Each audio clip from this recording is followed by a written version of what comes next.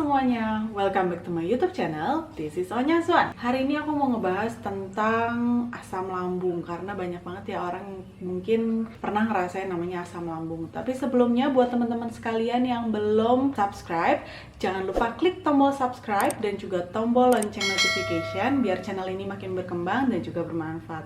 Oke, kalau udah, yuk langsung aja. Oke, jadi GERD atau biasa yang kita sebut dengan asam lambung itu adalah satu kondisi di mana otot kerongkongan bagian bawah kita itu melemah. Jadi di saat kita makan makanan, itu makanannya masuk kan ke dalam lambung. Nah, di situ tuh ada otot yang untuk menutup makanan itu. Tapi karena ototnya melemah atau otot lesnya melemah, jadi dia tuh masih terbuka. Nah, di saat masih terbuka, dia tuh makanan yang dari lambung tuh akan mulai naik nih teman-teman. Nah, di saat mulai naik, penderita asam lambung itu mulai merasa gejala-gejala seperti mual, muntah, terus juga sulit bernafas, sesak nafas, dan juga ngerasain sakit terbakar di ulu hati atau di bagian dada atau yang biasa disebut dengan heartburn. Nah, biasanya kalau kayak gitu, itu kita tuh sering banget untuk ngeringkuk gitu ya teman-teman ya. Jadi aku juga pernah ngerasain namanya asam lambung sakit banget. Jadi nggak bisa lurus kalau tiduran atau misalnya duduk itu tuh nggak bisa, ngerasa nggak nyaman banget. Jadi pengennya tuh ngeringkuk, ngebungkuk gitu. Jadi bagian dadanya ini karena sakit banget, lebih nyaman kalau kita ngebungkuk seperti ini. Karena gejalanya itu di bagian dada, jadi banyak orang menyangka kalau misalnya penyakit asam lambung ini bisa juga kayak serangan jantung atau penyakit jantung lainnya. Biasanya penyakit asam lambung ini juga bukan hanya untuk orang dewasa. Ternyata anak kecil atau anak-anak itu juga bisa loh teman-teman menderita yang namanya asam lambung. Nah, untuk pengobatannya dan juga pencegahannya nih, kalau misalnya kita udah kena asam lambung ya kan, udah sering mah, itu apa sih pengobatannya? Yang penting adalah menjaga gaya hidup kita, itu merubah lifestyle kita itu jadi lebih sehat. Jadi olahraga teratur, juga menjaga tubuh atau berat badan kita tuh tetap ideal. Kalau misalnya berat badan kita tuh berlebih atau obesitas, itu kita harus turunin berat badan kita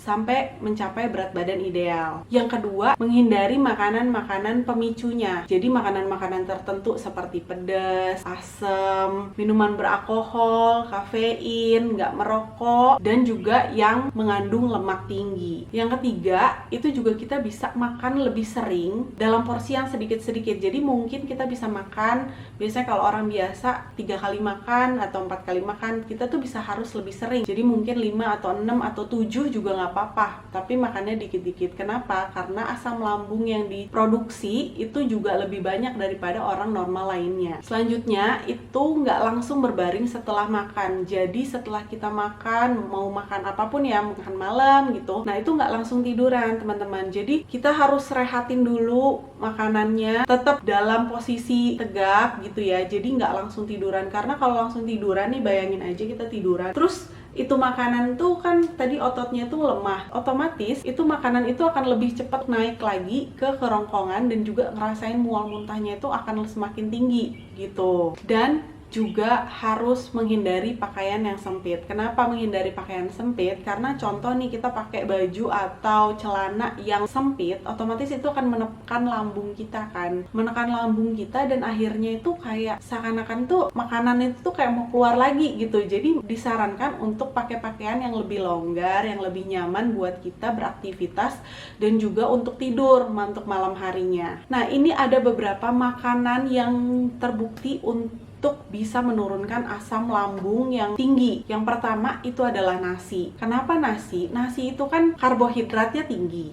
Jadi otomatis dia itu akan membuat perut kita itu merasa laparnya lebih lama. Jadi kalau kita makan pagi, itu dia akan mulai laparnya lagi itu agak lama. Nah, tapi teman-teman kalau misalnya breakfastnya gitu ya, bingung, kayak males makan nasi terlalu berat, itu bisa juga dengan bubur. Tapi buburnya nggak usah yang macam-macam. Jadi bubur bener-bener bubur aja gitu. Jadi nggak usah ditambah-tambahin yang macam-macam. Dan juga bisa makan nasi tim yang lembek-lembek. Itu akan membuat si proses lambungnya itu bekerjanya, merasakan laparnya lebih lama. Yang kedua itu adalah oatmeal. Oatmeal dan juga roti gandum itu sangat bagus juga untuk para penderita asam lambung karena itu akan menekan peningkatan asam lambung. Jadi nggak terlalu banyak yang diproduksi Jadi kita juga udah langsung kenyang nih, karena makan oatmeal itu kan seratnya tinggi banget. Jadi cocok banget buat kita yang penderita asam lambung. Yang ketiga itu adalah daging dan juga seafood yang rendah lemak. Jadi yang tanpa lemak. Contohnya ayam dan ikan. Kenapa? Kalau penderita asam lambung itu sangat tidak disarankan untuk mengkonsumsi makanan yang tinggi lemaknya. Jadi kalau udah tinggi lemak, otomatis dia memproduksinya lebih banyak asam lambungnya. Kalau rendah lemak, otomatis dia itu akan menekan produksi asam lambung. Jadi kayak ayam,